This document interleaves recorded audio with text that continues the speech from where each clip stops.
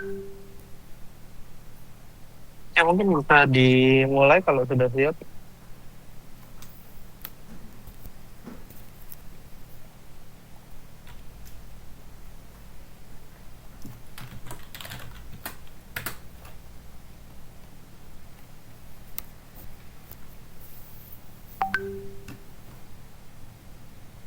Oke, sebentar ya Pak.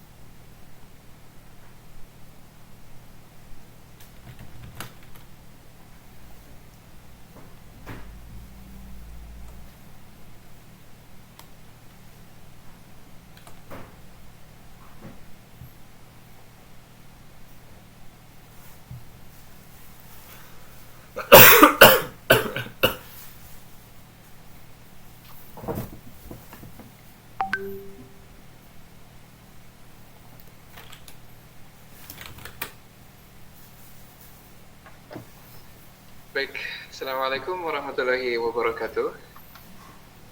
Izinkan kami mempresentasikan proyek akhir kami yang kami berikan judul Cloud-Based Attendance Management System using AWS Infrastructure. Kami di kelompok kami ada Fawaz Ali dan Laksana Aura Ibrahim, Wildan Aziz Hidayat, Zidan Kusuma, dan juga Bakhita Cinta. Boleh di next slide. Oke, latar belakang untuk sistem yang kami bangun, pertama sistem absensi manual itu rentan terhadap kesalahan pencatatan dan kehilangan data. Kemudian juga kedua dibutuhkan sistem yang dapat diakses secara online dan real time.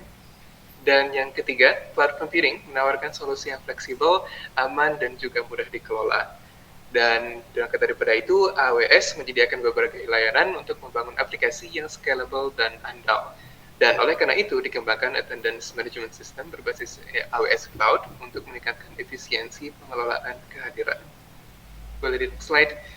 Adapun daripada hal latar belakang tadi, kami membangun sistem attendance management system yang merupakan sistem absensi berbasis AWS Cloud yang memungkinkan pencatatan, pengelolaan, dan pemantauan kehadiran mahasiswa secara digital, real time, dan juga terpusat.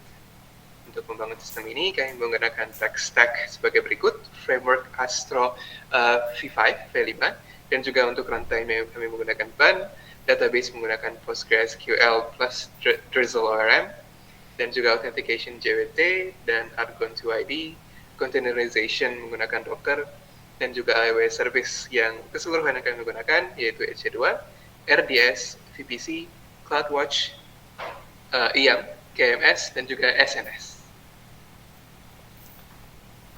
Oke baik, saya akan menjelaskan mengenai alur kerja sistem ini secara singkat ya. Tadi untuk autentikasinya si user ini melakukan login ke sistem. Jadi pastikan bahwa user ini terdaftar dari database, atau jika belum nanti ada opsi untuk register.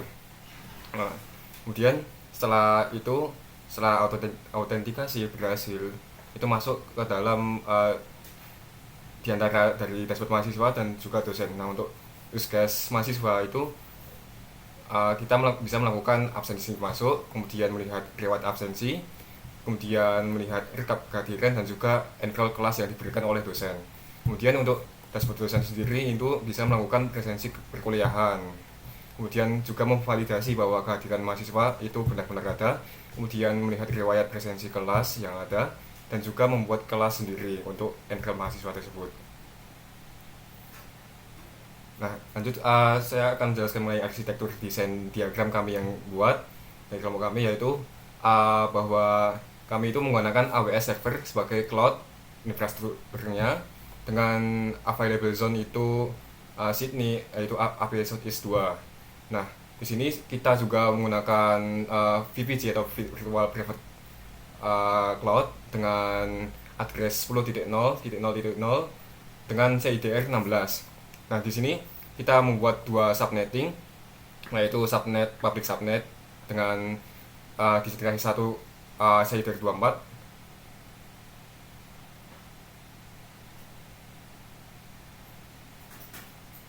Maaf. Oke, maaf. Kemudian untuk private subnetnya di 2 untuk AWS RDS PostgreSQL. Nah, di sini si mahasiswa ini mengakses melewati device-nya, bisa menggunakan PC atau handphone dengan HTTPS website-nya, kemudian masuk ke AWS front-end-nya, yaitu AWS EC2-nya. Dimana si mahasiswa ini ketika melakukan absensi, dia bakal menulis langsung ke RDS-nya, dan juga ketika dosen itu melihat siapa aja yang hadir, itu bisa melalui read dari RDS tersebut. Nah, di sisi lain, di sini ada fitur lain, yaitu pertama AWS KMS, di mana AWS KMS ini fungsinya untuk enkripsi dan dekripsi dari AWS EC2-nya, dari disknya. Kemudian dan juga database. Kemudian untuk CloudWatch sendiri, kita bisa memonitoring ketika CPU itu ada 2 matriks, yaitu ketika CPU lebih dari threshold tertentu, dan juga free storage ketika threshold tertentu. Nah, setelah salah satu atau keduanya itu lebih threshold atau jangkauannya ke disk cloud, itu bakal ngasih alarm ke SNS dan juga mengirimkan email ke developernya sendiri, yaitu kita. Nah, kemudian si developernya sendiri bisa mengolah melalui AWS sendiri dengan daftar AWS IAM yang sudah terdaftar gitu. Lanjut. Baik, di sini saya akan menjelaskan struktur administrasi di IAM, di mana itu digunakan untuk mengatur pengguna, peran, dan hak akses pada layanan AWS berdasarkan tugas masing-masing anggota tim. Dan di sini kita juga udah membuat tabelnya, ada user, yaitu nama kami berlima, lalu ada roles-nya, ada administrator dan team lead, lalu front-end developer, software design, security network, dan database engineering juga ada deskripsinya. Lalu di sebelahnya juga ada user group dan contoh polisi pada software developer. Lanjut. Nah, di sini ada database design, di mana di sini menggunakan Amazon RDS atau Relational Database Server, PostgreSQL sebagai database utama untuk menyimpan seluruh data sistem absensi seperti data pengguna, kelas, dan riwayat kehadiran. Dan di sini saya akan menjelaskan gambarnya dari yang pertama user atau yang warna pink. Ini tuh fungsinya menyimpan data semua pengguna sistem, baik dari dosen atau mahasiswa, yang dimana kolomnya berisi name, nama, role, dan password khasnya, juga create-nya. Lalu di gambar selanjutnya di kolom kelas atau yang warna toska, itu fungsinya menyimpan data kelas yang dibuat di sistem, berisi nama, deskripsi, admin ID, dan created at. Lalu lanjut yang di warna oranye atau student class berisi, ini tuh fungsinya untuk tabel perantara antara mencatat daftar mahasiswa yang ambil kelas tertentu. Isinya ada student ID, class ID, dan enroll at. Lalu selanjutnya yang warna biru itu ada attendance session. Fungsinya yaitu menyimpan data sesi absen atau jadwal pertemuan di suatu kelas yang berisi class ID, start time, end time, status, dan create at. Lalu terakhir di warna hijau attendance records, yaitu menyimpan bukti atau catatan kehadiran mahasiswa yang berisi session ID, student ID, mode, dan submitted at. Nah, kemudian ada security design. Nah, infrastruktur kami bagi menjadi 2 pilar utama, yaitu VPC untuk keamanan jaringan dan Key Management Service atau KMS untuk keamanan data. Untuk keamanan VPC-nya, kami menerapkan beberapa elemen penting, yaitu ada VPC, jaringan utama yang mengisolasi seluruh resource AWS dari jaringan. Kemudian ada public subnet, yaitu menampung EC2 yang dapat diakses dari internet. Kemudian ada private subnet, yaitu menampung database RDS yang tidak dapat diakses langsung dari internet. Kemudian ada route table, mengatur jalur komunikasi antar subnet dari internet. Kemudian ada security group, firewall virtual yang mengontrol lalu lintas masuk dan keluarnya. Nah, jika terlihat menempel visual, yaitu resource map yang ada di bagian kanan, di sini terlihat jelas bagaimana topologi ini terimplementasi real di dalam region Sydney. kriteria dari blok attendance PPC utama, jaringan kemudian terpecah menjadi dua subnet terisolasi di available zone episode 2A dan 2B, di mana jalur publiknya dikendalikan langsung oleh route table publik yang terhubung ke internet gateway demi keamanan akses end user. Nah, kemudian untuk melindungi data, AWS KMS menggunakan kunci asimetris AES 256 yang dibuat dan dikelola oleh AWS untuk mengenkripsi serta mendeskripsi data sehingga keamanan data pada sistem absensi dapat terjaga. Dapat dilihat pada tangkapan layar AWS Console di kanan bawah. Di sini kami secara khusus mengonfigurasi 3 buah custom management key yang berbeda. Kami sengaja melakukan separation of key atau pemisahan kunci ini untuk menerapkan prinsip last privilege dan membatasi blast radius atau radius dampak kerusakan. Jika kami menggunakan satu kunci global untuk seluruh sistem, lalu kunci tersebut bubble, penyerang bisa membuka seluruh data dari level aplikasi hingga database. Oleh karena itu, kami membagikan secara spesifik.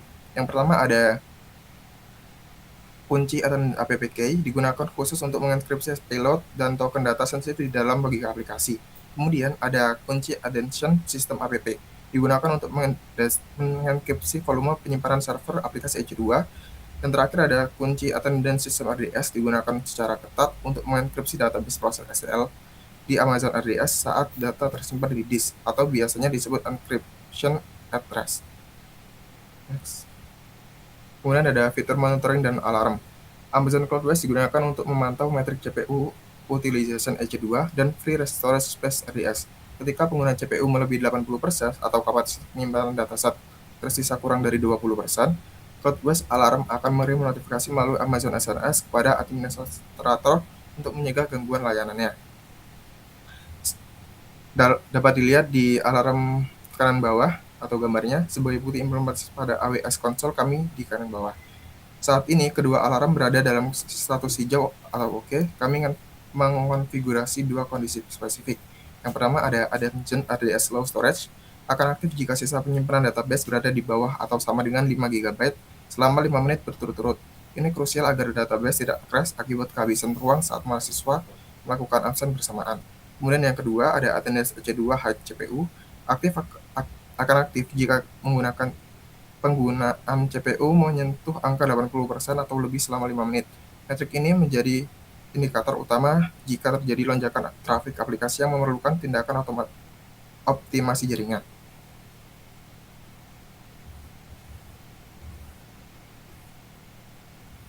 Oke, sekarang bagian demonstrasi, di mana untuk demonstrasinya ini untuk websitenya sendiri udah bisa diakses melalui astrodance.web.id. Kebetulan ini kami udah membeli sebuah domain melalui domain Asia, astrodance.web.id. Terus ini juga udah bisa login misalkan dengan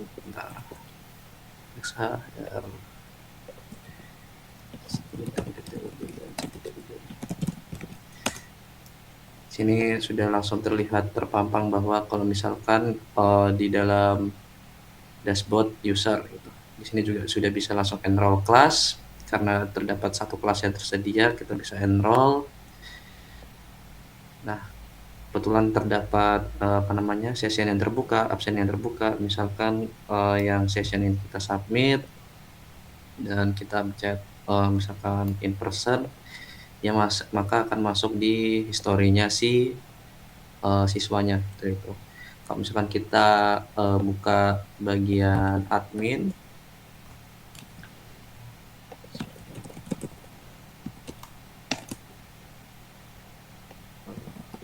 sebagai admin ID. Nah, di sini bakal terlihat di session history terdapat bahwa si Agung udah melakukan presensi seperti itu. Dan di sini juga si admin atau si dosen itu bisa membuat session baru. Misal di sini di kelas Cloud Computing Security materi terkait AWS KMS, terus kita lakukan tanggal 2/00/00 dan di sini tanggal 5 0000 ke open session. Di sini untuk di halaman students ya bakal muncul baru kalau misalkan ada materi AWS KMS yang lagi dibuka untuk presensinya. Dan kita misalkan absen melalui online, confirm, submit. Di bagian history itu akan muncul bahwa si Agung udah presensi seperti itu. Dan untuk kodenya sendiri ini karena dibangun dari arsitek tech stack framework Astro dan bannya itu hanya digunakan untuk runtime-nya saja. Mengapa penggunaan kami memilih ban? Karena package-nya udah lengkap, tidak perlu install satu persatu gitu. Dan di sini untuk direkturnya terdapat setidaknya ada komponen, layout, modul, page, sama share. Di sini modul untuk menjalankan logik-logiknya baik dari autentikasi, terus kelas, kemudian session.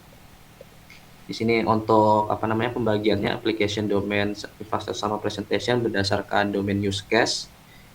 Pas misal kita ke bagian entity-nya si kelas, di sini untuk mengidentifikasi si ID-nya seperti itu dan lain sebagainya. Mungkin untuk presentasinya untuk demo cukup sampai di sini. Saya kembalikan ke Pak Hasbi. Oke. Coba lihat arsitekturnya. Oke. Di GitHub.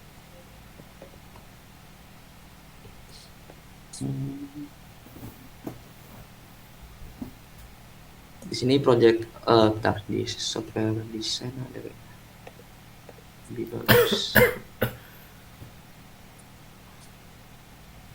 Ini arsitektur desainnya kurang lebih seperti ini, Pak. Modul, ada kelas, ada session, sama attendance. Untuk modulnya ada out, class, session, sama attendance. Ini disesuaikan sama domain use case-nya gitu. Kan ada login, ada kelas, ada untuk penyimpanan session sendiri, sama untuk presensi kehadiran gitu. Kemudian ada share-nya, ada build middleware ini untuk rate limiter sama outward-nya, config untuk DB connection sama environment-nya.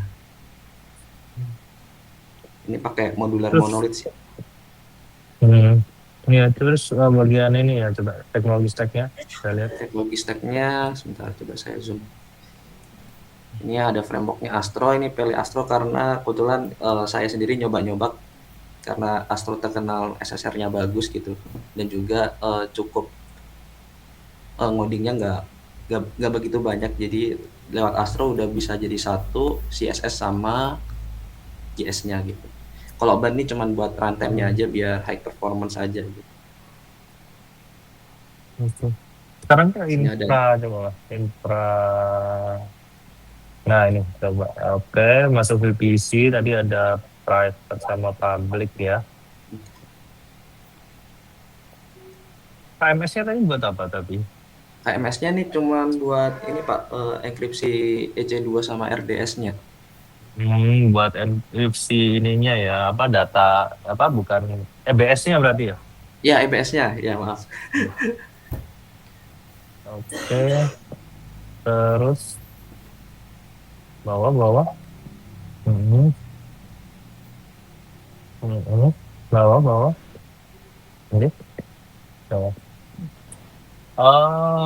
Pertanyaan saya satu. Kok di sini Anda menggunakan EC2 tapi bukan menggunakan ECS atau mungkin EKS gitu, kalau misalkan Anda berjalan di atas containerization? Pakai EC2 karena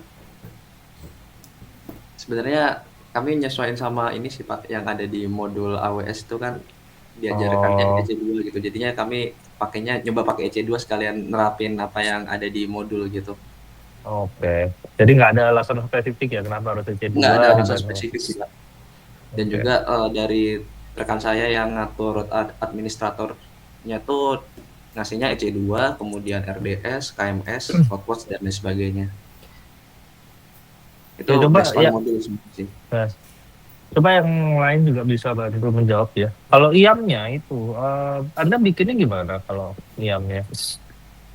Apakah itu Nah, teori aja, tidak terimplementasi atau Anda mengimplementasikan itu? mungkin Alex bisa jawab. Ya, mungkin bisa saya screen ya Pak. Bentar ya Pak. Ya, boleh.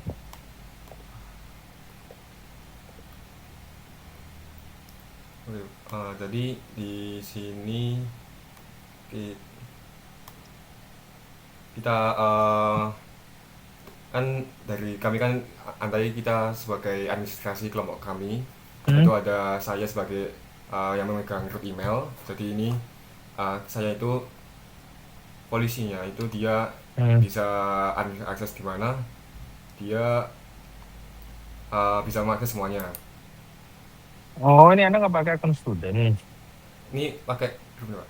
Kemudian untuk yang lain misal kayak teman saya itu Cinta, dia masuk grup ke database engineer karena dia sebagai database engineer-nya. Nah, di sini database engineer-nya itu memiliki permission di mana dia bisa hanya mengakses cuman database Dynamo, RDS sama S3 full access. Cuman di sini karena cache-nya kita pakai RDS, jadi kita jaga-jaga aja pakai itu yang lain gitu. Kemudian contoh lain seperti software engineer, ini ada Iya. grup Laksama Wibdan. Di sini saya pasang sebagai API gateway EC2 full access RDS, tapi ini RDS-nya kita pasang sebagai read only access karena role-nya si Wildan sama Lux itu bukan software engineer, bukan database engineer, jadi kita hanya read only. Kemudian S3-nya juga. Kemudian untuk Lambda karena ini software developer, jadi saya berikan full access gitu. Ini untuk yang lain security engineer untuk Jidan sendiri ini fokus pada VPC, kemudian IAM read only, security audit sama KMS-nya gitu Pak.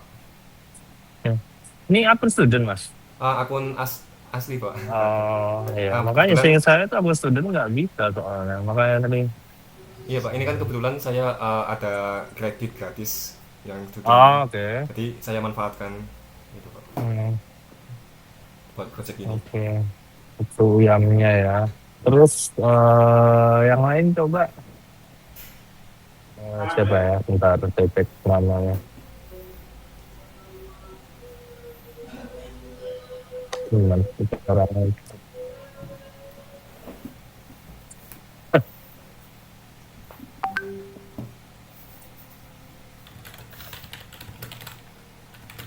Oke, Mas Laksana Aura. Coba. Ya Pak. Di sini Anda fokusnya bagian apa pekerjaannya? Kalau kalau saya ini sih Pak, jadi waktu di diskusi awal kayak menentukan arsitektur di awalnya dan juga lebih ke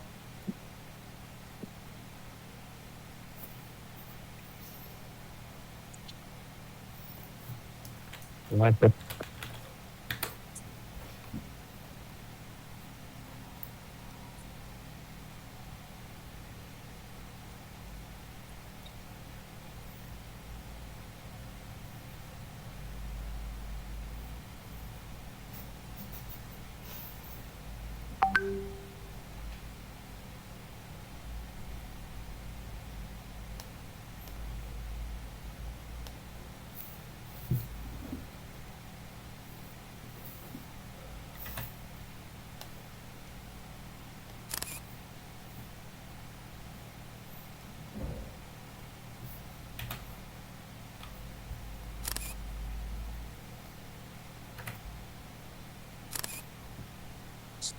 Oh, diskon ya kan?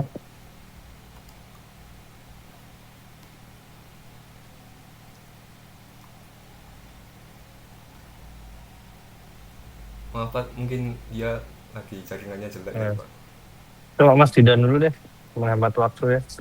Kalau Mas Didan?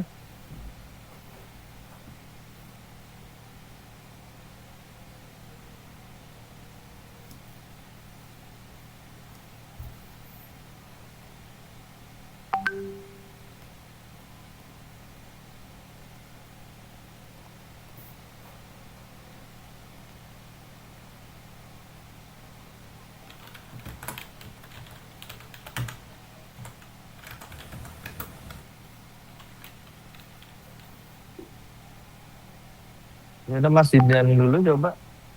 Untuk Mas Zidan, kira-kira untuk fokus fokus fokus utamanya di pengerjaannya di bagian mana? Security-nya, Pak. Security berarti bagian PVC. Iya. Tapi PVC berarti yang masuk di publik yang apa? Yang masuk di private yang apa?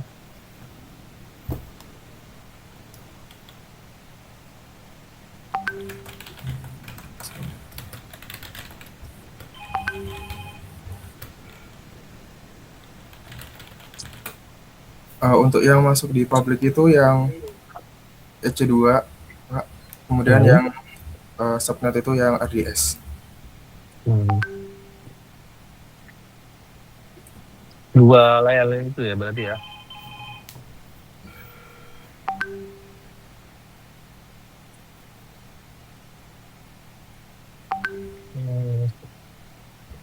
Terus buat yang SNS, tadi kan buat notifikasi ada nggak pernah berhasil atau pernah kekirim notifikasinya? Izin menjawab Pak, mungkin untuk yang notifikasi itu kan sendiri, yang SNS itu kan langsung ke CloudWatch buat CPU utilization sama RDS storage-nya kalau misalkan di bawah 20%. Sampai selama ini sih CPU-nya belum pernah nyampe di atas lebih dari 50 sama storage-nya belum pernah nyampe kurang dari 20% sih Pak. Jadi belum pernah ngetes kalau misalkan SNS-nya kekirim apa enggak. Tapi seharusnya sepengalaman saya kalau misalkan mau di CPU test slot harusnya bisa. Ya paling dipilih dua opsi ya, antara parameternya dikurangi atau triggernya kita paksa agar ke trigger, jadi buat membuktikan kalau misalkan SNS-nya itu jalan. Entah berarti kalau CPU-nya kita trigger, berarti Anda misalkan nyalakan dummy proses gitu biar utilization-nya tinggi, atau triggernya direndahkan. Jadi misalkan CPU-nya sekarang utilization-nya anggaplah 4% gitu ya, bisa direndahkan misalkan jadi 1%, atau kalau misalkan nggak possible ya di downgrade. Misalkan kan sekarang pakai EC2-nya apa? EC2-nya Medium, large, T3 small Pak. T3 small. Iya, T3 small yang emang katanya tulisannya free tire sih gitu. Oh iya deh. Enggak, yang free tire seharusnya yang T3 micro. Nano, micro ya. Ya, micro. Ya dicoba aja, kalau nggak di downgrade, dipaksa CPU utilization-nya tinggi atau triggernya diubah. Jadi biar kita tahu dan bisa menguji kalau misalkan notification-nya memang terkirim. Tapi saya sebenarnya udah pernah nyoba di salah satu project, nyoba CPU test slot sampai 100, pernah kekirim masuk ke email sih Pak. Iya, tapi kan di project ini kan belum tahu. Untuk pengujian di project ini aja. Ya kalau misalkan berjalan sih berjalan aja gitu kan. Tapi untuk pengujian per project kan harus dilakukan pengujian sendiri gitu. Iya. Oh ya, tadi balik ke Mas Laksana, coba. Ya, maaf Pak, tadi terputus nih, saya pakai hotspot. Ya. Untuk saya Coba. lebih ke backend sih Pak. Jadi rancangan daripada si kelas diagramnya, dan juga itu arsitektur keseluruhan. Kelas diagram sama? Kelas diagram sama keseluruhan arsitektur di awal itu Pak. Cuma tapi yang dasar mungkin lebih ke kelas diagram. Jadi di laporan ya? Iya.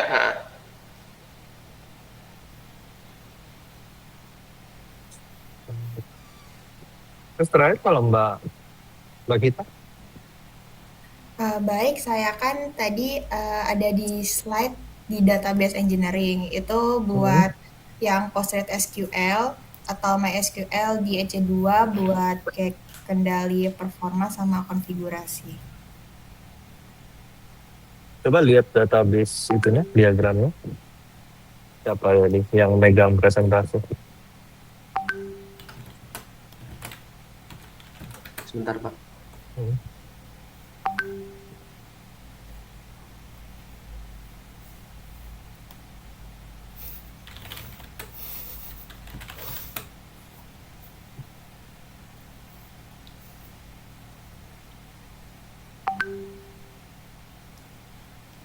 Oh ini ya, benar.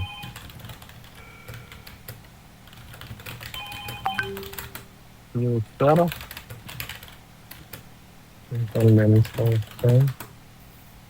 Berarti querying itu juga Mbak yang megang atau yang menghandle atau di database-nya saja?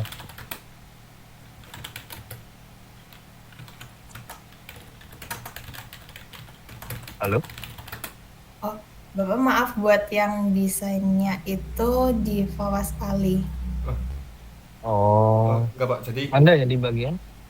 yang desain itu untuk idenya itu si Cinta, cuman untuk yang menerapkan implementasi di RDS-nya itu si software engineer-nya, yaitu si Wildan sama si Lux gitu. Jadi si Cinta itu cuman desain aja keseluruhan ini. Gitu Pak. Kalau gitu coba saya lihat ya. Kelas attendance session.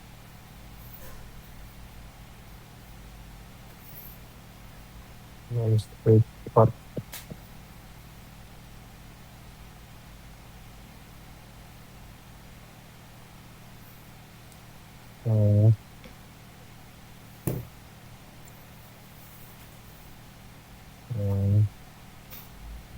Paling buat yang diagram ini ya, attendance record ini kan sebenarnya buat tabel many to many-nya user sama attendance session nggak sih?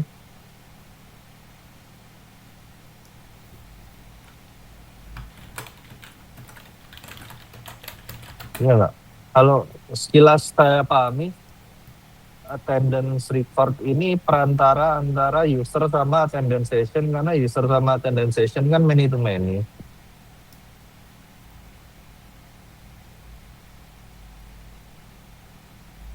Kalau memang seperti itu, posisinya aja yang diganti. Soalnya apa ya? Biar lebih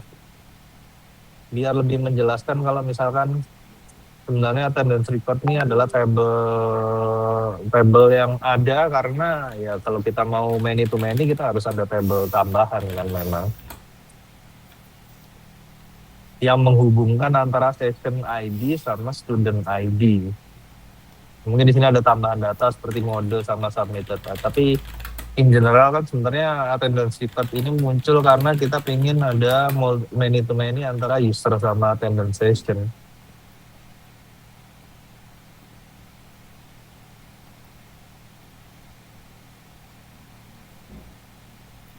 Student class ini buat apa ya tadi? Student class itu buat tabel perantara, misalkan ada mahasiswa tuh yang ngambil kelas tertentu aja. Oh, yang many to many antara user sama kelas.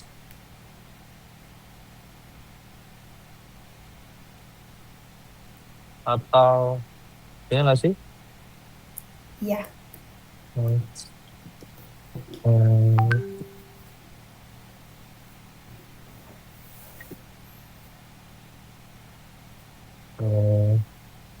Namanya sih ya yang membingungkan itu. Biasanya soalnya kalau tabel seperti itu tuh kita gabungkan misal antara user sama kelas ya. Kalau best practice yang saya ketahui ya, biasanya ya user, underscore, classes. Tapi kalau user sama attendance, user, underscore, attendance. Jadi secara sekilas saya bisa, atau orang tuh langsung paham kalau sebenarnya tabel itu adalah tabel penghubung antara dua tabel tadi, karena kita membutuhkan tabel itu untuk many to many.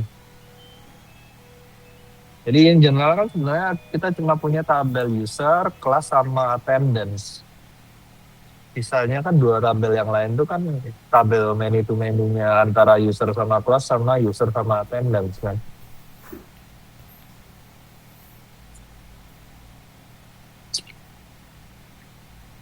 Oke, mungkin secara infra tadi kita punya SNS, RDS, so, secara infra nggak terlalu masalah sih dari saya ya.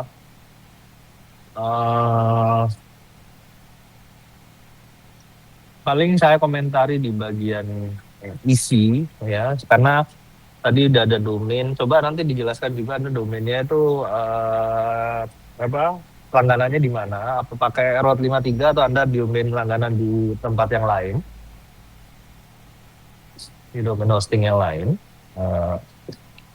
Terus dari isi ya, mungkin tadi isi website kan sebenarnya saya nggak menjadi parameter penilaian, maksudnya secara tampilan atau functionality selama dia berhasil mengintegrasikan dengan infrastrukturnya saya nggak ada masalah. Tapi mungkin saya komentar aja mungkin untuk yang attendance tadi, sebenarnya yang kan saya biasa untuk melihat attendance system ya untuk mahasiswa. Yang saya rasa kurang tadi adalah ketika dari segi admin ngelihat attendance itu yang muncul kan hanya siswa yang sudah absen.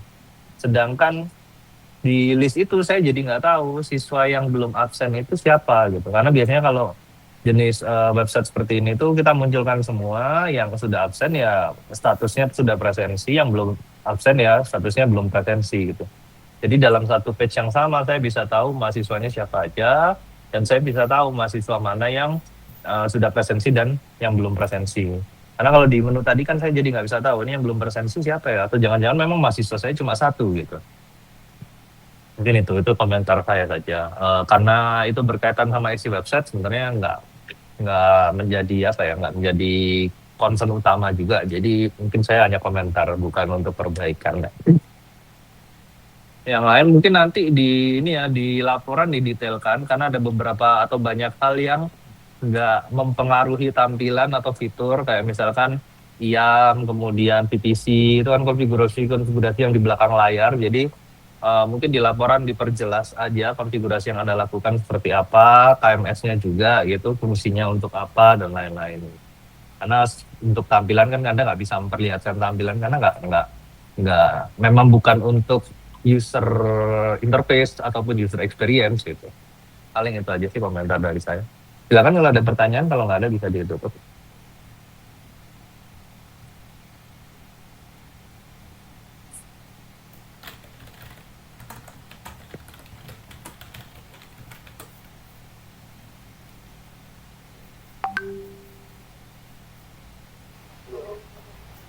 Baik, mungkin dari kami sudah tidak ada pertanyaan, Pak. Terima kasih banyak atas waktunya. Kami tutup. Assalamualaikum warahmatullahi wabarakatuh. Terima kasih banyak, Pak. Terima kasih, Pak. Waalaikumsalam ya. Terima kasih Pak. Terima kasih, Pak.